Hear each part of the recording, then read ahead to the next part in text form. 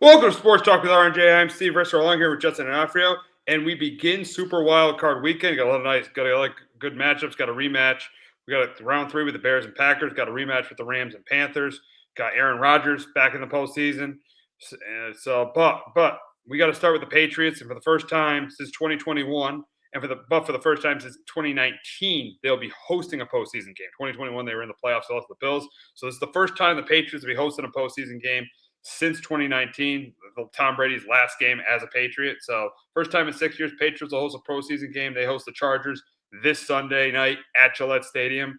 And I think it's going to be an interesting game between these two. I really do. You got two good defenses going at it with the Chargers and Pats. Got two good coaches with Jim Harbaugh and Mike Vrabel. Both have done a great job turning their programs, turning their teams around.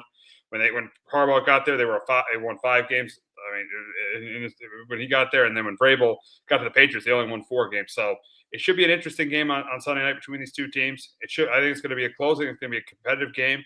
But I think the difference in this game is going to be is I think the offensive line of the Patriots. I think they're going to be able to protect. Because Will Campbell will be back, so they'll be able to protect Drake May. And I think that the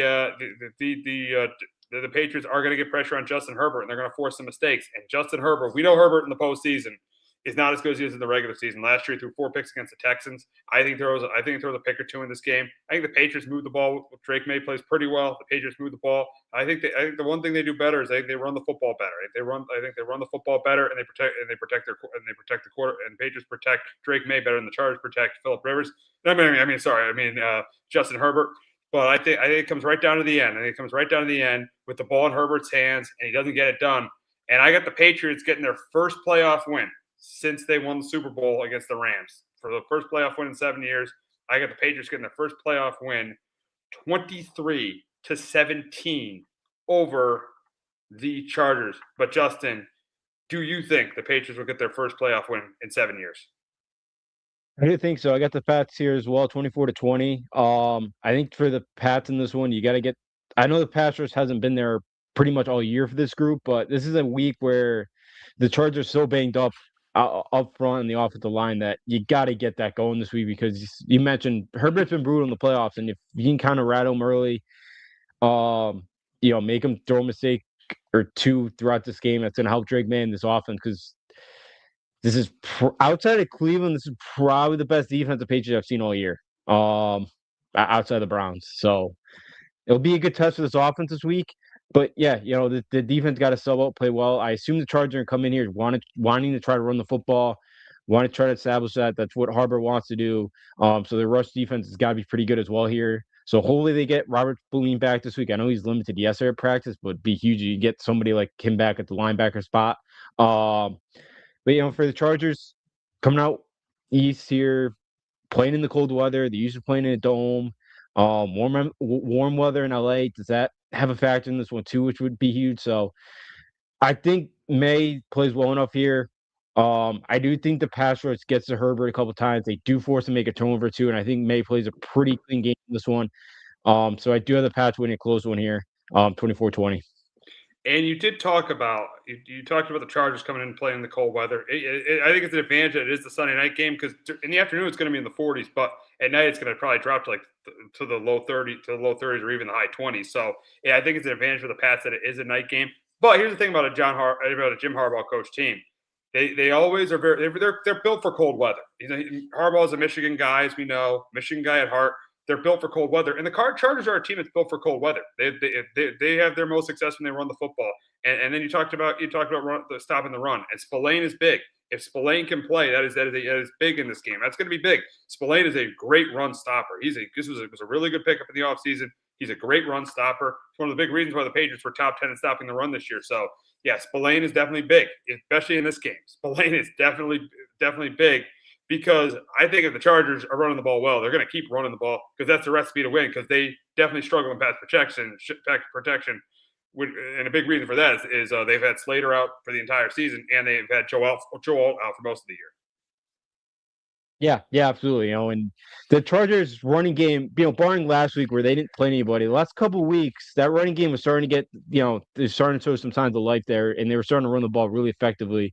So yeah, that's what the Chargers want to do. That's Harbaugh's bread and butter. That's always been his bread and butter. So I expect him to heavy dose of the run game, and yeah, if it's working early, they're gonna keep pounding that rock. So that hopefully that defense can make a stop, get Herbert in that offensive third and longs, and make them third and in obvious passing downs, which would be huge because yeah, with Alt and Slater both being out, that pass rush can get the Justin Herbert huge. I know the Patriots really haven't had much of it this year, but this is a game where they should have some success getting to Herbert.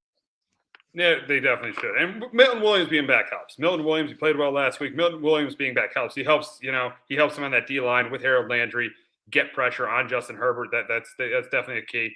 And then moving to the offensive side of the ball for the Patriots, I think they got to continue to just be able to run the football. Chargers are pretty good against the run, but I think the Patriots could run on them. I wouldn't be surprised if they do with Stevenson and with Travion Henderson if they're able to run the ball. And that sets up everything for Drake May. It sets up everything for Drake May. It sets up play action for Drake May. So yeah, if I think the Patriots could very easily have success running the football against this Charger defense. Yeah, absolutely. And Stevenson had probably his best game of his career last week.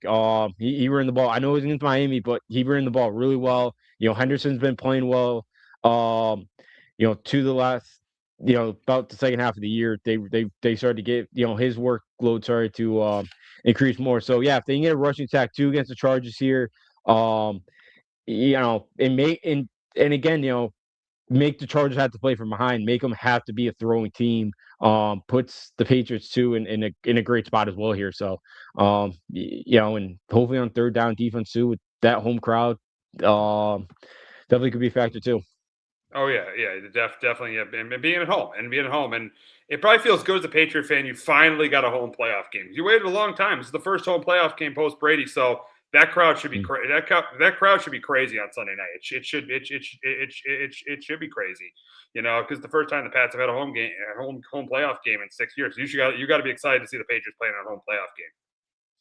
Yeah, yeah, absolutely. It's been a while. It's gonna be, definitely weird. First time not seeing Brady take the field in my lifetime for Yeah, a playoff game. I know he's been, but yeah, and they've always been great at home during the playoffs. So now it's under a new coach and a new quarterback, but I expect things to stay the same at home and to take care of business up in New England. And yeah, I would love this game to be 10 degrees out and snow and really, playing the Patriots. Yeah, I know the Chargers run the ball well, but Chargers not used to playing in 10-degree weather. Be great, but yeah, I expect the home crowd to hopefully be a difference maker Sunday night too. I think it will be. I know the Patriots haven't been as good at home as they've been on the road, but they've been better of late. They started out 0-2 at home. They've won 7 of their last 8 at home, and they had a 21-0 lead on the Bills. So they've been better at home. Yeah, they struggled at home. They lost their first 2 home games of the year, but since then they've won 7 of 8 at home. I think it was 5 of their last 6, or 6 of their last 7 at home. They went 6-3 at home. So Yeah. yeah, 6 of the last 7 at home. So yeah, I don't think being at home is. They were better at 9. They were undefeated on the road. They went 8-0 on the road. Still being at home, I think is definitely an advantage for the Patriots going into this game. Especially, I know the Chargers are built for cold weather, but is the entire team used to the cold weather? We'll see. Yeah, yeah, we'll definitely see because I know last week, they played in Denver. The Chargers did. I know, but most of the stars didn't play. What other cold weather games have they played in all year? Like, I'm looking at their schedule now. Like, yeah, I don't think they've probably played any. They haven't really played any game like that all year, probably. So, or at least the starters have. So, that definitely could be an advantage for the Patriots. So, definitely, I know the Chargers could run the football, and Harbaugh's used to, it, and I, assume he's, the Chargers still gonna be ready to go here. But yeah, definitely. That's why it's always tough to come up in 5-0 in January because the weather plays to the Patriots' advantage usually. It does, and yeah, the coldest game they probably played in this year is when they won in Kansas City in December. So that was the coldest game they played in this year. So they really haven't played in a ton of cold games. So I think the Patriots will have an advantage being at home. Now, going into this game, the question is which quarterback needs this win more? Justin Herbert, 6 years in the league, doesn't have a playoff win. Drake May in his second year, he's in the MVP conversation. This might surprise you, but I'm going to say Drake May because say they lose this game, all the narrative around Drake May is going to be, oh, he beat a bunch of bad teams, didn't really win any big games, and he's the number 2 seed. He's at home. It's close. Both quarterbacks, I think, need this win, but I think it's close. It's close, but I'm going to say Drake May because if he loses as the number 2 seed, all the talk's going to be, oh, you won all these regular season games, and you beat one of these regular season games, but people are going to say, oh, they were against bad teams. So I'm going to say Drake May. I'm going to say Drake May needs this win a little bit more than Justin Herbert. I'm gonna go the other way and say Justin Herbert needs it more because I think for May, yeah, I get it. A 2 seed at home, if you lose this game, be difficult and it'd be a bitter way to end the year. And yeah, you could bring up those conversations of it was just a schedule. I think I've seen enough from May to kind of think that he is good enough. And I think this is his first shot, and I think he's got many more. But this is Justin Herbert's 6th year in the league already, and he's had multiple shots. If he can't get this one, um, I think it'd bring up a lot more questions about Justin Herbert because again, last year in that Texans game, his first 2 drives are great, and then his last how many drives it was, he's pitiful. Yeah, it fell apart. Yeah, and then they blew the 21-point lead against Jacksonville. 27-0 lead. 27-0 lead. Yeah. Yeah, May hasn't been in those spots before, so I think it's Herbert's big, especially if he gets out to a hot start again early and plays bad towards the end of the game and comes up with he throws a late interception and clinches the game for New England. I think there's a lot more pressure right now on Herbert to get this win than May because it's just May's first go around here, and I think he's going to be back and I think he'll be fine. But I think for Herbert, not saying he's running out of chances, but it's at a point you're getting close to a point of going is he ever going to win these? Because it is hanging over his head right now. Exactly, absolutely. I think that's a really good point about Justin Herbert. Yeah, because he's 0-2 in the playoffs, and say he goes out and plays bad. That's say he goes out and they lose the game 28-24 and he plays well. I don't think he'll get as much criticism as him going out because they're not favored to win this game, and he has his 2 tackles out. I mean, he has Slater and Joel out, and they're not favored to win this game. But say he goes out and throws 3 or 4 picks again, yeah, he should get a ton of criticism. Yeah, he absolutely should. It'd be another game where he hasn't stepped up when his team's eating him, and hurts not having the 2 tackles. But yeah, it's a game where and especially too, you're going up against a first-year or quarterback going up in his first playoff game. So, in a defense that's been good, but again, maybe this is probably one of the few teams that he would see in the playoffs that he'll probably have more time. He'll probably have more time to throw the football than if he played at Houston again or Wade Jacksonville's been playing one of those.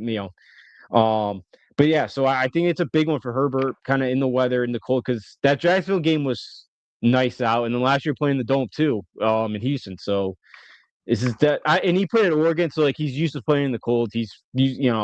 So I don't think that to be a factor for him. But yeah, it's a big one for him to try to get the monkey off his back here in the playoffs. Oh, it definitely is. And I think the one thing about this game, too, is I think both teams are happy to play who they're playing. Because, as you said it, I think the Chargers wouldn't want to go back to Jacksonville. They want to. I mean, I think they wouldn't mind playing Pittsburgh, but I think they'd rather play the Patriots than Jacksonville because if the Patriots don't have as good of a pass rush. And for the Patriots, I think they're fine playing the Chargers because of the state of their offensive line, and the Texans have been playing better. You look at the other teams. You said it last week. Which team would the Patriots rather play between the Texans, the Bills, and the Chargers? It's definitely the Chargers because the Patriots, they don't want to see Josh Allen just after they won the division come into their house, and we saw what he did a couple weeks ago. Then the Texans, they've been red hot. They've won 9 in a row. So I think both teams are happy with who they're playing and who they're playing in the first round. Yeah, absolutely. This is probably the best matchup of the 3 for the New England. You're playing the Chargers team that's banged up right now. A team where you could get a pass rush against them. And I know Houston's defense hasn't played well the last couple of weeks, but that's still a dangerous defensive front that this offensive line it'd be a huge test for them. And then, I don't really want to see the Bills a third time. And I don't want to see Josh Allen coming back to Foxborough either. So, I definitely rather take this one. I think it's the Chargers, the same thing. I agree with you. Yeah. It should be interesting to see what happens on Sunday in New England. It should be interesting to see what happens there between these 2 teams. But now we'll move on to the first game on Saturday between the Panthers and the Rams. Rematch of a game in Week 13, which the Panthers won 31-28. Stafford's 2 picks helped. He threw 1 pick near the goal line. He threw another pick 6. So those 2 picks, those 3 turnovers the Rams had definitely helped the Panthers win that game. But if you look at this game, it's supposed to rain, and the Panthers just haven't played well going into the game. They've lost 2 in a row going into this game. They lose to the Seahawks, lose to the Bucks. They haven't scored a lot of points. They scored 10 points against Seattle. They scored 14 against. They really haven't scored a lot of points. And I think it's going to be a struggle for the Panthers offense. I think the Panthers offense is going to struggle. Bryce Young's going to struggle. And I think the Rams are going to be able to run the football with Kyren Williams. I think Stafford throws a couple touchdown passes. And I think the Rams win this and win it going away. I got the Rams 27-14 over the Panthers. But Justin, can the Panthers sweep the Rams and get their first playoff win in a decade? No, I got the Rams here as well, 20-16. Yeah, this Panther team has not been playing well the last couple weeks. Like even their one scoring drive kind of last week came late. Like they didn't do much the rest of the game at all offensively. And they didn't run the ball well last week. I think Matthew Stafford. I know this Rams team has not played well either. Like they didn't took them to the fourth quarter to pull away from Arizona last week. And I do think Matthew Stafford, this offense plays pretty well. And I do think take advantage of it. And I think he protects the football this time around. So I do like LA in this one because I don't trust Bryce Young. I think he'll make a couple mistakes in this one. And I do think that Rams defense can make it tough on him. Their Rams defense hasn't played great either. So could Bryce Young hit a couple of big plays downfield? I wouldn't count on it, but maybe they hit one and I expect McVay in this team to take care of business on the road in Carolina. Yeah, I just don't think a very average team like the Carolina Panthers, by far clearly the worst team in the playoffs, a very average team, beats Sean McVay twice. Especially in a postseason game, I just don't think they beat him twice. I know they're at home, but I just think the Rams are clearly the better team, and I think they win it, and they win it by 2 scores. I just think the Panthers are a very average team with a very average quarterback, and I think the Rams are just clearly the better team. I know they won in Week 13, but I just think the Rams are. I know they beat them in Week 13, but I just think the Rams are clearly the better team. Yeah, I agree with you because I was doing this the other day. With I think it was 9 or 10 teams above Carolina. So like I had them like in the 20s, in the low 20 or in the high 20s for like power ranking wise. Wow. So you'd say 9 or 10 teams in the NFC ahead of Carolina. So you definitely take the or it's in both leagues, in both just like I had them like in the 20. Like I don't think. Yeah, because you said because the Lions are a better team. I could argue with their defense, the Vikings might be a better team than them. So I'd say they're probably like, you said it. They're like, and you can argue if Tampa Bay didn't blow, it was healthy the entire season, they would have been a better team. So they're the 9th or 10th best team in their own conference.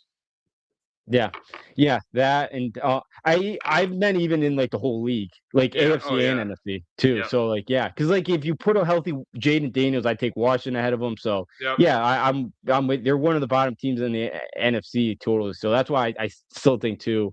Would you even take the Cowboys over them, or you probably take them over the Cowboys because they beat the Cowboys? I take the Cowboys because they like that offense. I know I can count on Dak Prescott to go out there and go put up points. I can't count on Bryson to do that. So I just don't love this Panther team. Good for them to get the playoffs, but like it's just this Panther team should be the 7th seed if all said and done. They shouldn't be hosting a game, but I don't like this Panther team. I'm not high on Bryce Young. I think this could be a long day, and I think the Rams take care of business. I agree. I think this is the game at the Rams. It did definitely take care of business. Yeah, they should. I mean, I know they've lost to the Panthers, but they shouldn't lose. They shouldn't lose to them again. It's crazy. Yeah, I mean, you got a team. You got the Panthers in the playoffs, and they're probably not going to extend their quarterback.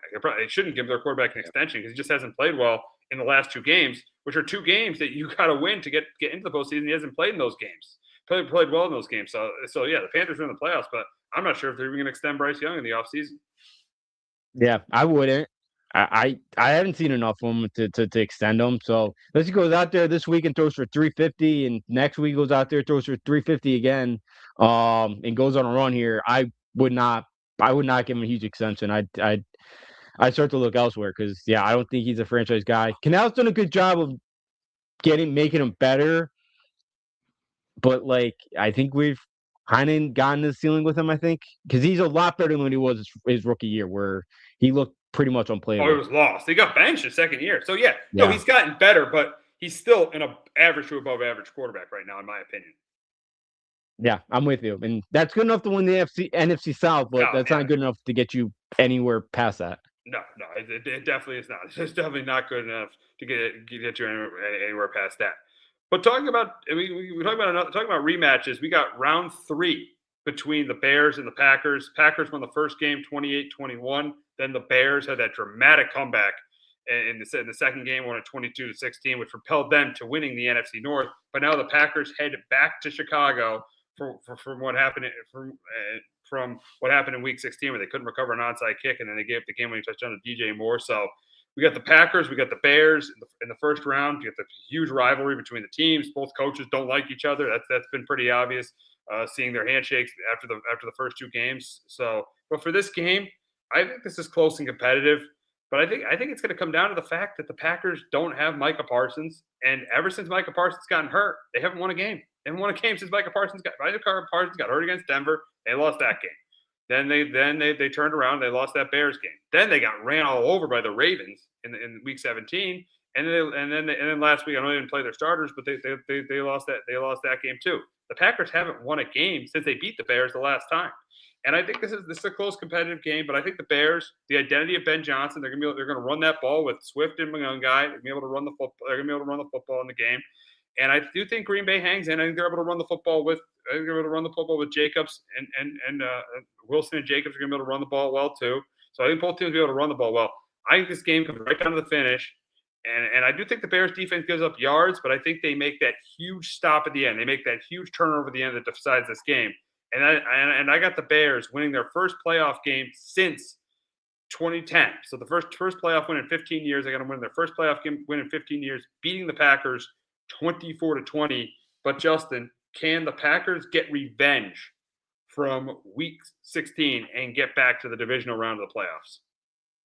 No, I'm with you. I got Chicago 23-20. I think with all the injuries, you mentioned the Parsons injury on the Packers. They just have they got a ton of deep defensive injuries, it feels like right now. And you know, I know Love's been banged up, and I know he's gonna play this week, but like, is he totally 100%? We don't really know He that did yet. clear protocol. He did clear protocol last week. They just rested Yeah. him last week against the Vikings. Okay, so he's pretty much probably 100% then, but still, still he hasn't played in a couple weeks. That Packers team's been limping the last 4 weeks here. And I like the Bears' ability to run the football here because I think there's a chance of some sleet, some rain, some snow, so it's not going to be pretty.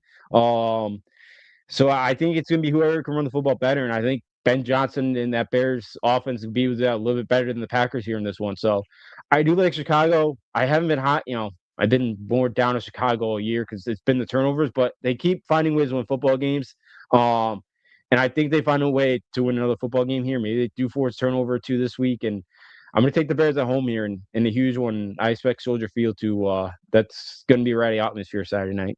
That's gonna be it's gonna be a great atmosphere. First playoff game they've hosted it in 7 years since the double doink game against the Eagles. So yeah, I think it's gonna be a great atmosphere. But you said it. You weren't high on them early, but they've just found ways to win all year. And do I think the Bears are gonna go to the Super Bowl or even win the next game after this? No, we'll see who they play in the next game. But do I think they're gonna go to the Super Bowl? No. But I think this is the perfect game where they're at home. The Packers don't have Micah Parsons, or just don't forget, they don't have Tucker Kraft either, one of the top tight ends in the league. So they've lost Kraft and they've lost Parsons. I feel like it's more. I thought if the Packers had Parsons, they'd win this division. But I feel like right now it's more of the Bears' year than the Packers' year. And I don't think the Bears are going to make a run to the Super Bowl, but I just think they're going to win a game like this. They're going to win a game like this, and they're going to win it close like they did all year. And he brought it up. They've just won the close games by Caleb Williams leading game-winning drives and their defense forcing turnovers.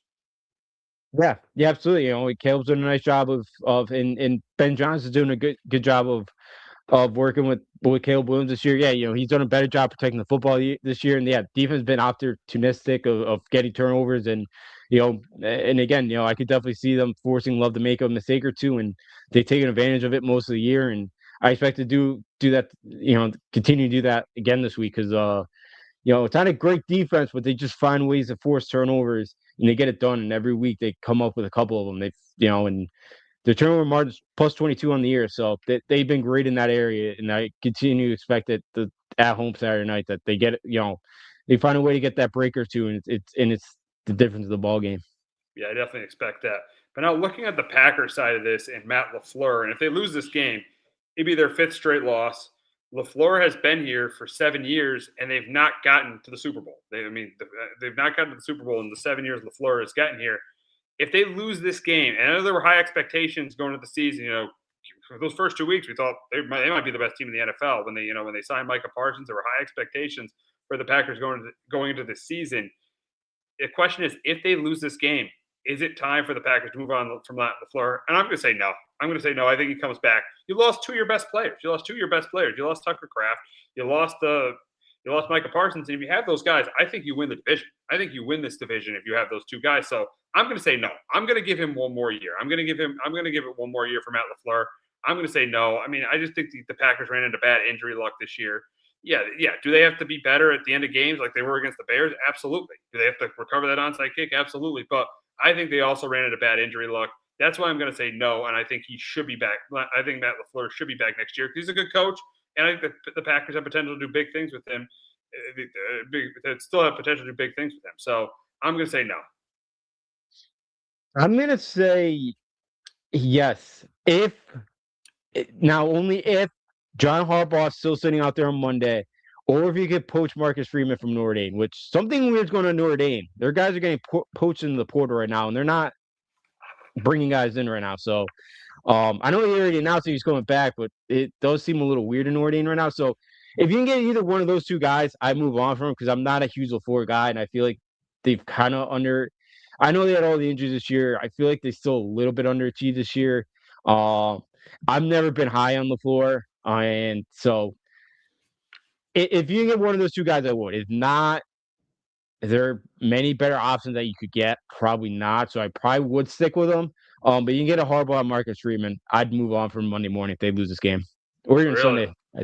Sunday, yeah, because Yeah, they played Saturday night. Yeah. So yeah, yeah, I'm still going to say no. I just think because when Micah Parsons was healthy, they were in first place.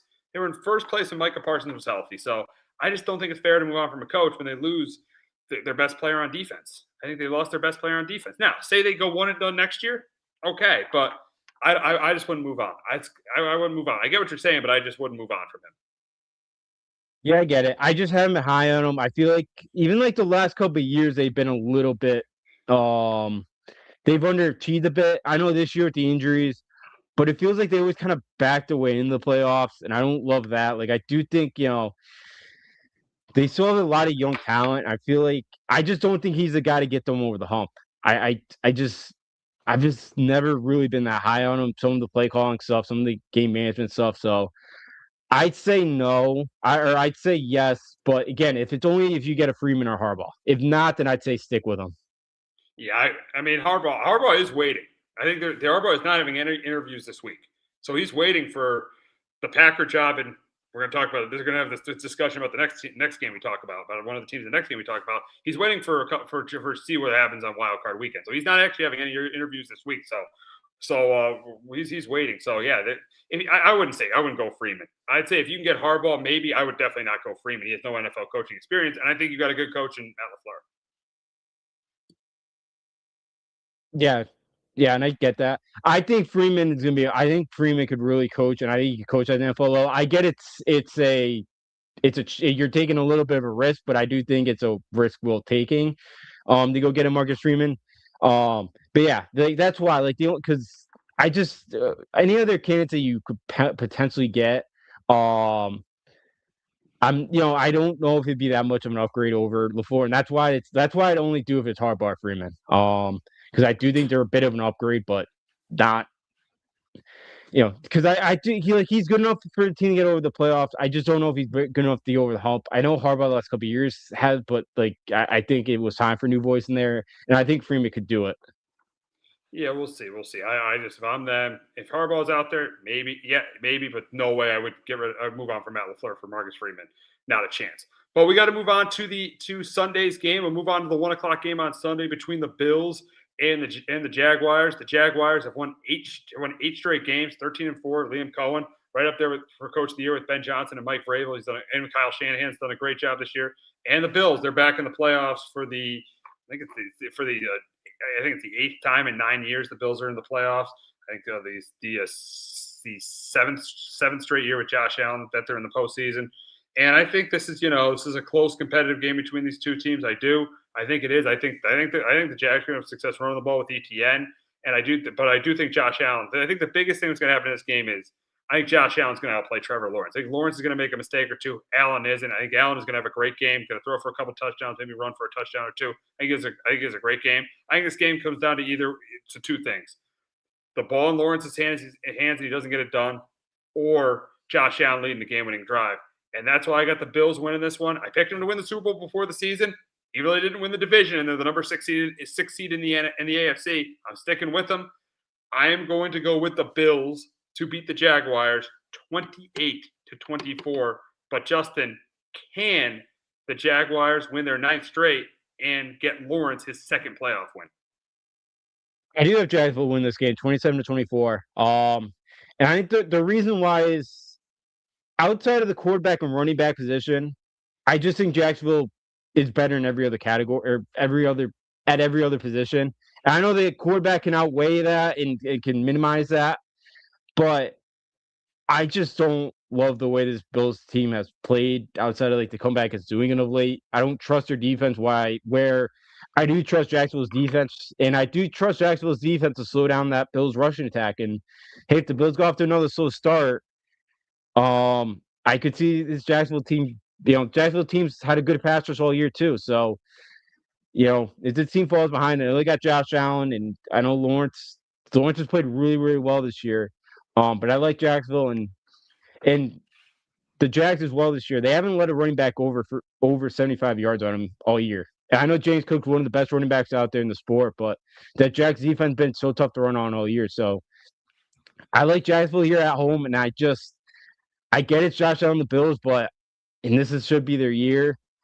I haven't really trusted them all year, and I'm gonna continue. I'm gonna pick Jacksonville to win this game. You brought up Jacksonville's run defense. It's the best run defense in the NFL, led by Devin Lloyd, who should be an All-Pro linebacker. He's one of the best linebackers in the league, one of the most underrated players in the league. He's been great this year. And you talked about the Jags stopping the run. I think they will contain the run game. My issue is, though, I think Josh Allen's going to be able to throw the ball on him. They play a lot of zone coverage, and I think that's a good matchup for Josh Allen because guys are going to be open. He's going to hit them, and I think he's going to beat them with his legs. I just don't think – I don't see – I mean, it's going to be a really good game. I think it's going to be a really close game. I just got to take the more experience. I know, and Trevor Lawrence played great. He played really well, especially in the second half of the year. But I got to take the more experienced I'm going to take the more experienced quarterback here. And I picked the Bills to win the Super Bowl too, and I'm not moving off of it because Josh Allen is just so good. He's just so good. He's second best player in the NFL. He's just so good. And I feel like there's going to be this motivation that with Mahomes not in the playoffs, with Lamar not in the playoffs, with Burrow not in the playoffs, this is his year. This is his year to get. Even though they're the sixth seed and they didn't win the division, I think he's feeling like this is a big opportunity for him to get it done, especially in the AFC. Yeah, and this should be the year without Lamar, without Joe Burrow, without Patrick Mahomes. This should be the year for Buffalo to do it. Buffalo, they've lost eight straight road playoff games. I know this is not all on them, and they haven't won one since '92. I don't trust Sean McDermott as a head coach. I know Liam Cohen's the first year, but I think he's done a great job with his team, and the team's done a lot better since week one. So I just trust Trevor Lawrence, and I do think against that secondary, Cohen's going to be able to draw up some things, and I think Jacksonville's going to be open. I think Jacoby Myers have a pretty good game. I think that wide receiver core is going to play well this week. I think they're going to have some open receivers this week. I think Lawrence takes advantage and plays well. So, and I trust Jacksonville's defense to make a stop late in the game, and I don't trust the Bills' defense right now to make a stop. You talked about McDermott. You talked about not trusting Sean McDermott. And the big question is we talked about Harbaugh, coach openings, the Packers, and now I'm going to talk about the Bills. And I don't know if he'll take the Buffalo job, but but just looking at this opening, if the Bills lose this game, is it time to move on from Sean McDermott? And I'm going to say yes. I mean, you had Josh Allen as your quarterback for 8 years, and you haven't made the Super Bowl. And one of those years, if you squib kick it instead of kicking it deep against the Chiefs, you would have won that. You would have won that game. So I'm going to say yes. And last year, he goes for two when he shouldn't have gone for two. So I think with some of his in-game decision making, I'm going to say yes. I'm going to say if the Bills lose this game, I think it is time to move on from Sean McDermott. I'm going to say yes. Yeah, I'm with you. I think it'd be time to move on. This is supposed to be the year with all the other quarterbacks, that have been on top of the AFC that are not in it. The defense isn't, hasn't been great this year.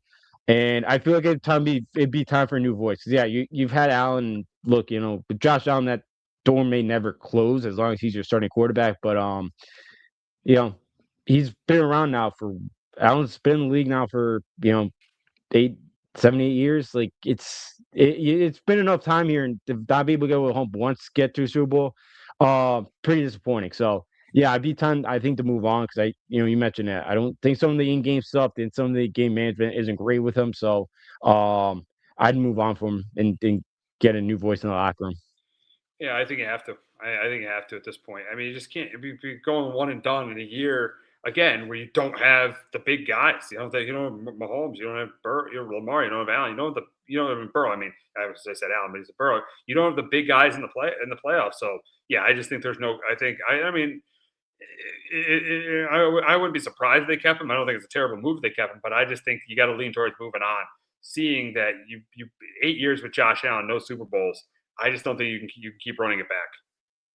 Yeah, absolutely. I don't think you could because you're not gonna have Josh Allen forever, and so yeah, I just at some point you got to move on, and this is supposed to be the year that they get there. And for him to lose to Jacksonville, who's been playing really well of late, and they're a good young team, would be pretty disappointing again to fall short, especially in this year. And he's a defensive minded guy too, and that defense hasn't played well. I know they have had some injuries. I know they had some injuries the last couple of years, but like defensive minded guy too, and the defense really hasn't got much better.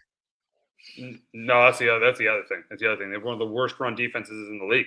Worst run defenses in the league.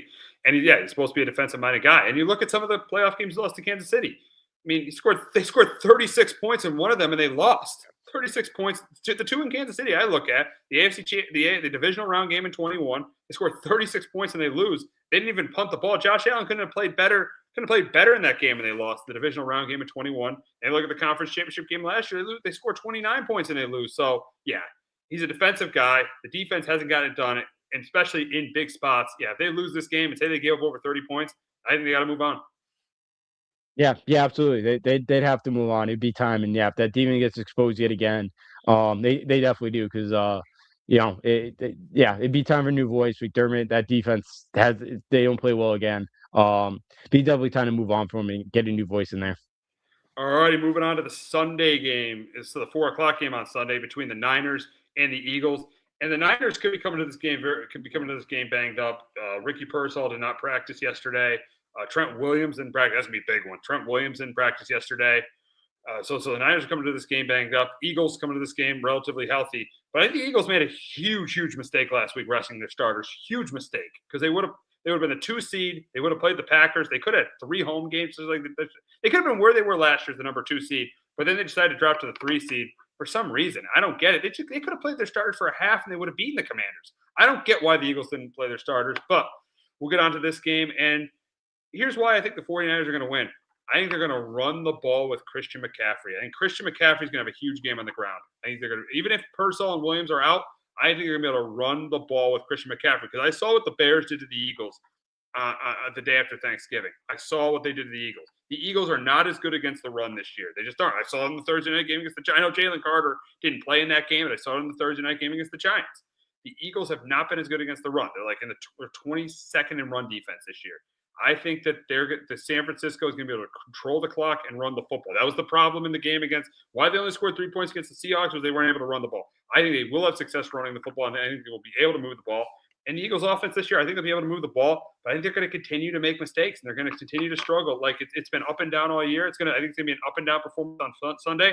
I think this game comes right down to the end, and I think the Niners. I think Purdy leads a game-winning drive, and I got the Niners knocking out the defending champs. I got the Niners knocking out the defending champs and winning 23-20 over the Eagles. But Justin, can the Eagles make it 6 straight home playoff wins?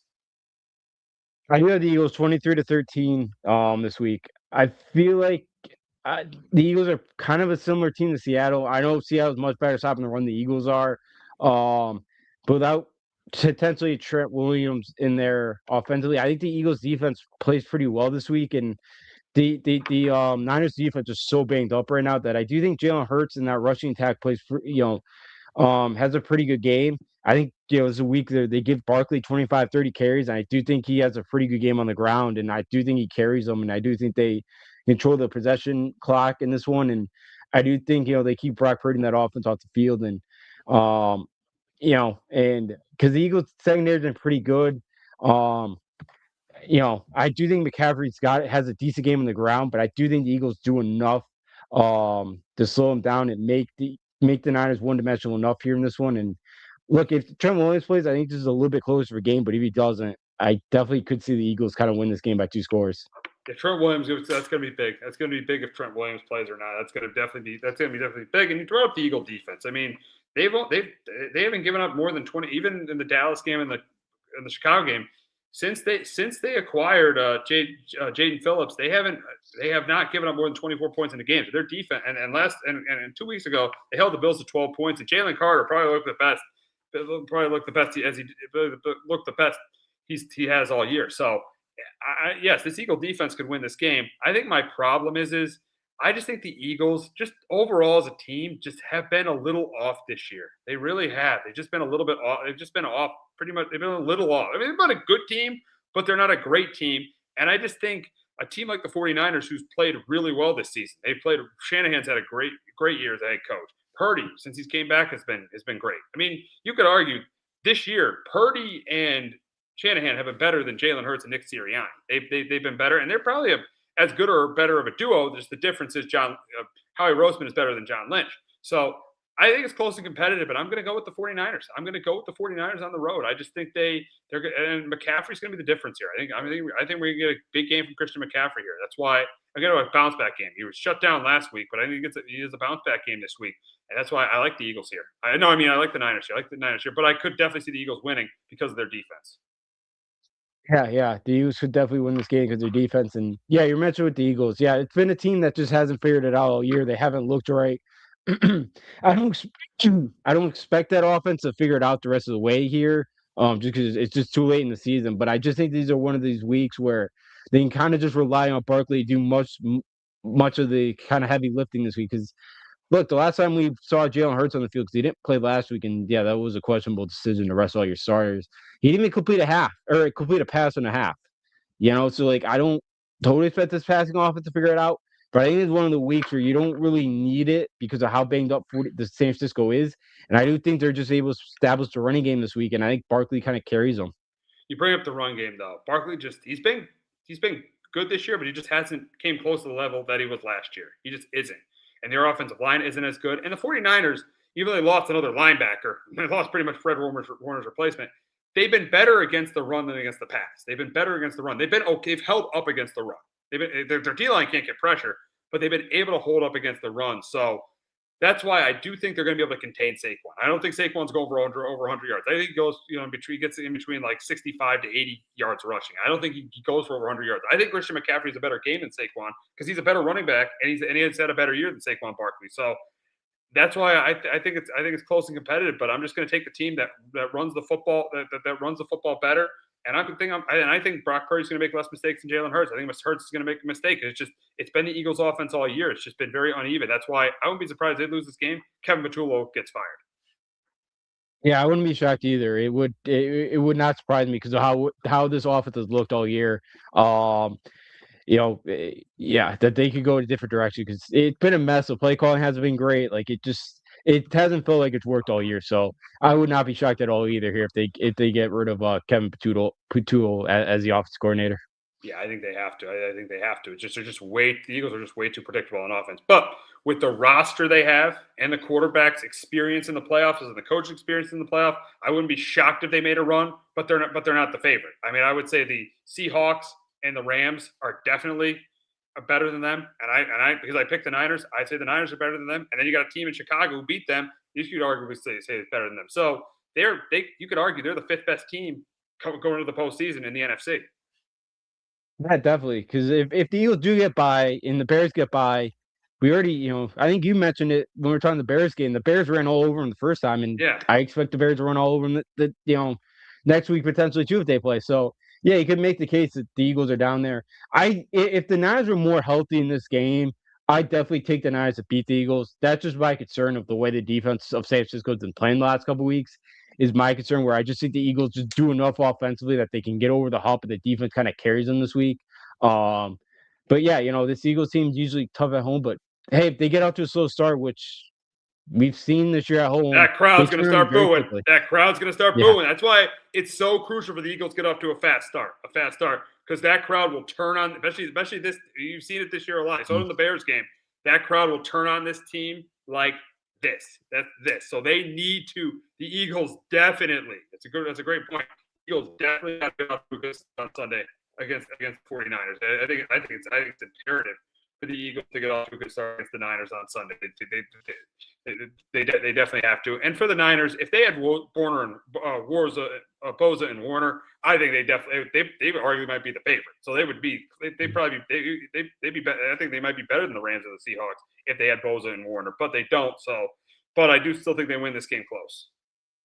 Yeah, and I would not be shocked to see the Niners win this game. I'm just because those guys are out this week, and maybe Trent Williams. I do like the Eagles a little bit more than I do the Niners this week, and would be shocked to the same kind of recipe we saw last week in Seattle, where San Francisco really struggled offensively. So yeah, maybe that's some more set to run the football, but I do think the secondary plays well and keeps creating that offensive attack. Yeah, we'll see what ends up happening between these two teams on Sunday in Philadelphia. So Super Wild Card Weekend wraps up in Pittsburgh as the Texans take on the Steelers. Aaron Rodgers led the Steelers on a game-winning drive to get them to the playoffs to take on the Texans. But in this game, I feel like the Texans defense is going to control it. They're going to control it. They're going to get pressure on Rodgers. And I think a big reason why Rodgers had all that success in the second half against Baltimore is Baltimore couldn't get any pressure on him. This team gets pressure on you maybe better than anybody in the league with Will Anderson and Danielle Hunter. So I think they're going to be able to get pressure on them. I think they're going to be able to contain their run game. I think they'll force a turnover or two. And I think that C.J. Stroud is going to do what he's done in these win streaks, manage the game, be able to make a couple big plays. I think he manages this game. I think Houston's playing this game from ahead. I think Woody Marks has a decent day on the ground. And I'm going to go Houston here. I'm going to go Houston here by double digits. I'm going to go Houston. To me, the Steelers are the worst team in the playoffs. I think they're the worst team in the postseason. Worse than Carolina? No, my bad. Oh, Worst team in the AFC. My bad there. Worst team in the AFC in the postseason. I think the Steelers are the worst team in the AFC in the postseason. That's why I think Houston comes in here. They're red hot. I think they win it, and they win it by 2 scores.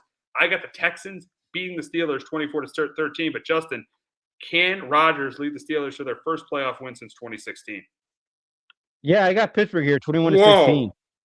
Yeah, I'm a little worried about Houston, because they've been playing for the playoff lights for 2 months here. In the last couple of weeks, Arizona put up 20 on you. Vegas should have beat you. The Chargers, they only put up 16 and even played better. But like Riley Leonard put up 30 on you last week and played pretty well in his first start. I know the Colts didn't run the ball well, but that's what kind of worries me in this game here on Monday nights. That Texas defense hasn't played as well as it was. And I wonder maybe there's a little starting because for the last 2 months, they've been battling to stay alive. So I do worry about that a little bit here. And I just think the way Aaron Rodgers' offense, that offensive line is it's a young offensive line. They're starting to get better, and you're starting to see it throughout the year. I think they protect Rodgers well enough, and I think he plays pretty well this week. They're going to get DK Metcalf back.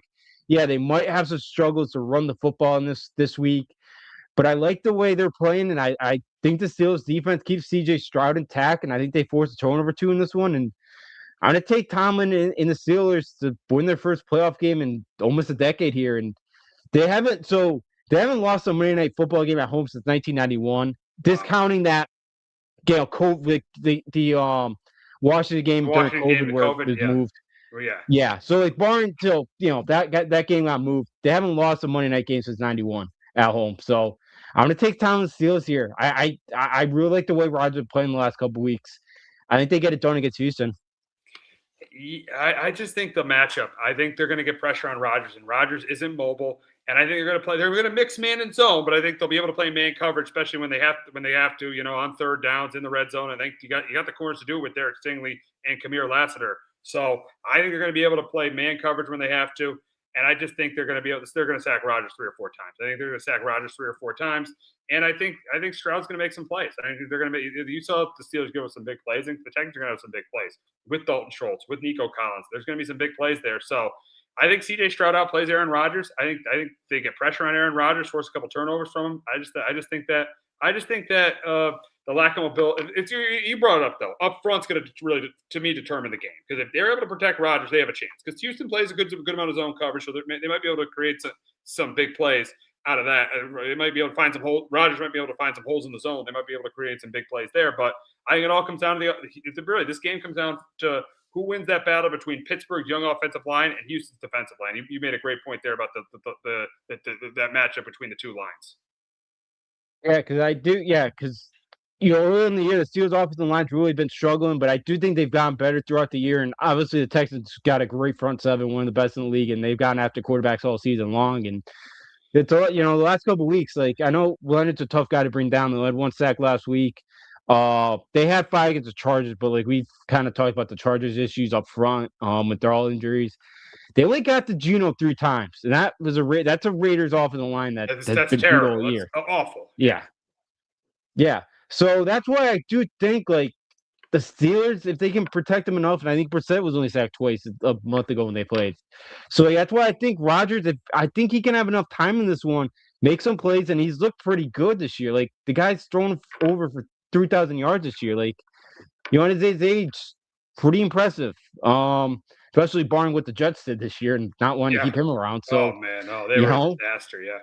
Yeah, they're a mess. So that's why I just like the Steelers in this one, playing at home here. And like I know the Texans got by LA last year in the playoffs, but I just something about the Texans in the playoffs at the time. So that's why I'm gonna take the Chargers here at home. Yeah, I'm going Steelers. You mean the Steelers at home? Yeah, I'm at Steelers. Yeah. I'm going Houston. I just like I know the defense has struggled of late, but the defense played well against the Chargers in a game. They played well in that game, so they only held the Chargers 16 points. So I know it struggled. In the Arizona game they were up. I'm not going to use the Arizona game as an example, but good points with the Raider game and the Colt game. But I just think they come to play.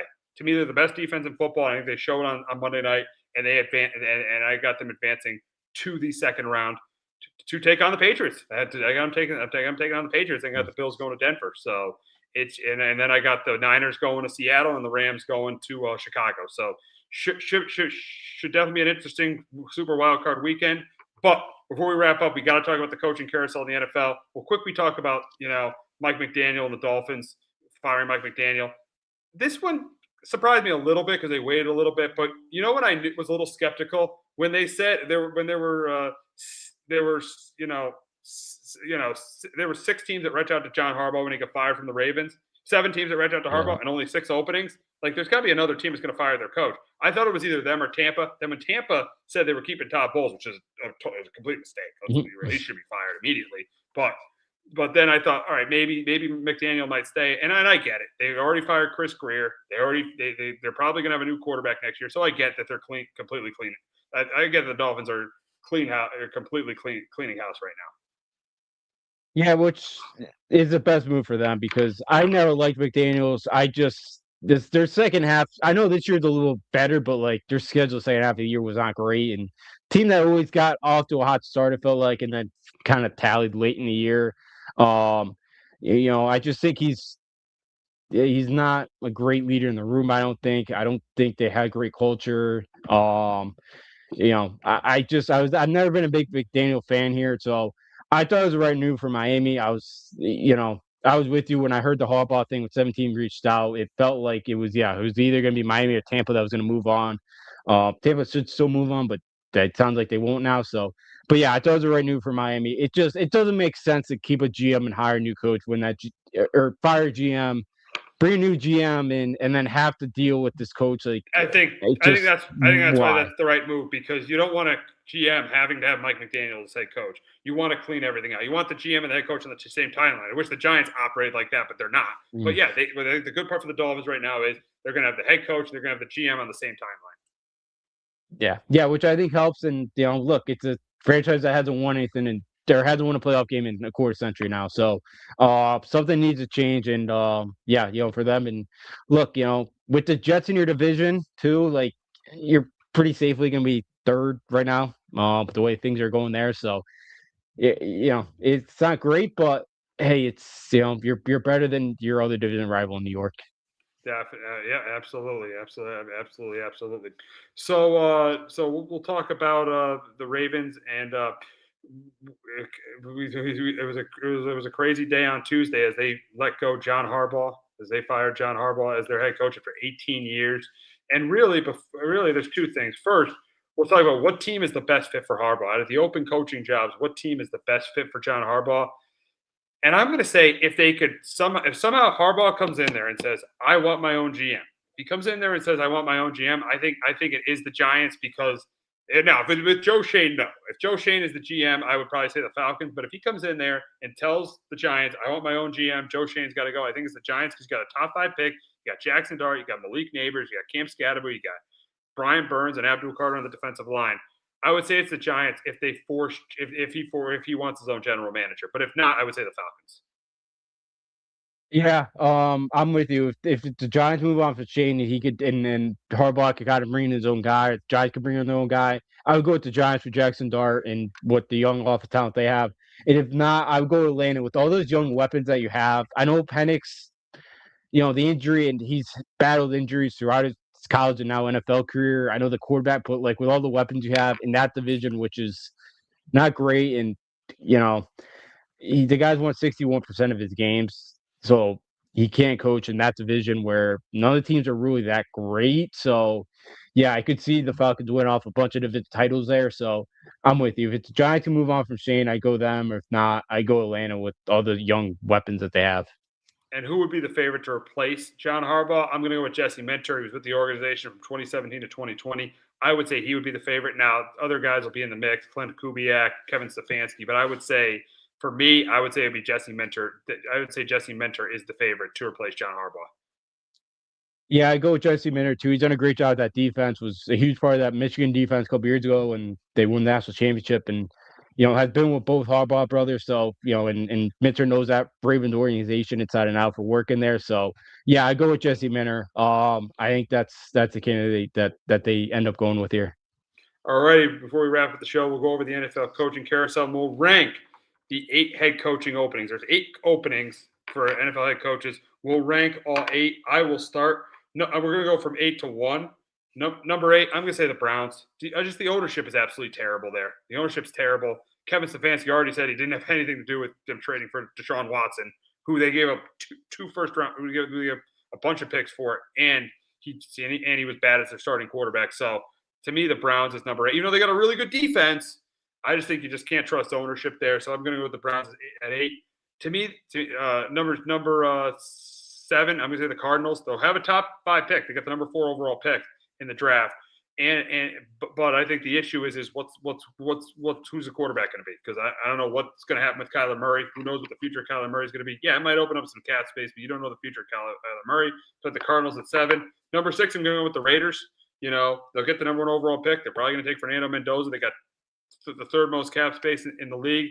The issue is the roster is bad, and this is going to be their 4th head coach in 4 years. You just can't trust ownership. You can't trust ownership here. 5th head coach in 6 years. So you can't trust ownership there. So I would put the Raiders. And I know Brady's running it. Maybe things will be different now that Brady's kind of getting more and more involved. But still, it's their 4th coach in 4 years. So I got the Raiders at 6. Number 5, I'm going to go with the Titans. You got a young quarterback in Cam Ward, 2nd most cap space. The problem is it's one of the worst rosters in football. That's why I got them at number 5. Number 4, I'm going to go with the Dolphins. I'm going to go with the Dolphins. The quarterback position's a question, but they did still win. They still won 7 games this year. They've got one of the best running backs in the league in Devon Achane. They still have Jalen Waddle, one of the better receivers in the league. So I would say they put the Dolphins at 4. Number 3, and I'd have this team higher if they would actually fire Joe Shane, which I wanted them to do. I would have them probably number 2 if they would fire Joe Shane. But on number 3, I'm going to say the Giants. You got a potential franchise quarterback in Jackson Dart. You got Cam Scatterbo, Malik Neighbors, and a top 5 pick. The biggest issue with this job is Joe Shane is still the GM after going 22-45-1 in 4 years. He should not be the GM. That's why there's no way you can say it's the best job out there, because Joe Shane is still there. I don't care. Any team with Joe Shane as their GM is not the best job out there. There's no way.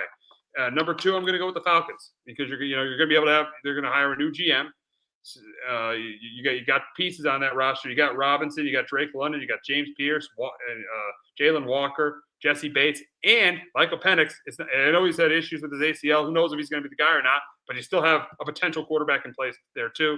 So I put the Falcons at 2. And number 1's obvious. It's the Ravens. I mean, you got an MVP quarterback in Lamar. You also got Derek Henry. You got Kyle Hamilton, Roquan Smith. You need to get pass rush, but number 1's obvious with being the Ravens. Justin, what are your rankings in terms of from mine? I worst to got best? number 8 is the Vegas Raiders. You mentioned it, the 5th coach in 6 years now. There's no talent there. It sounds like they might trade Max Crosby this offseason. There's not much talent there. I know if I'm the Raiders, I'd trade the number 1 pick and just get more because you need a lot more picks and you need a lot more talent. And look, I know Brady's going to be running things more, but do we know if Brady's great at this area of expertise? I know he's great on the field, but sometimes we see these pros and they're not great in the front office. So that's my one worry there. Number 7 is the Arizona Cardinals. It's a tough division. You got the Rams, Seahawks, and Niners, which none of those 3 look like they're going anywhere anytime soon, or aren't taking a step back anytime soon, I should say. The questions with Kyler Murray. I know you have Marvin Harrison that's kind of been, underwhelming, and Jay's kind of was hurt most of the year. But 7, I go Arizona. 6, I go Cleveland. I have them in front of Arizona Raiders just because of that defense. There's talent there. Division's a little bit easier as well. Not much, but it's a little bit easier. They need to read all that off the line. The ownership's a problem. They need some more wide receivers. So I go them 6.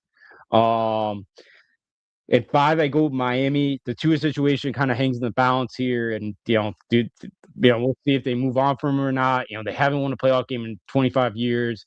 What's the clear plan? Are they really going to tear this thing down, and rebuild? I assume Tyreek Hill's kind of on his way out here. So I got the Miami Dolphins there. Number 5. Or you said 5. 4. It's 4. Yeah. Yeah. So 4. 4 for me is your New York Giants. Is it's a Joe Shane question too, because I don't know where he's with him still being there. I don't love it either here. And because I do think with Dart, with Scatterboo, with Neighbors is pretty good, and Abdul Carter came on towards the end of the year, which you like to see. The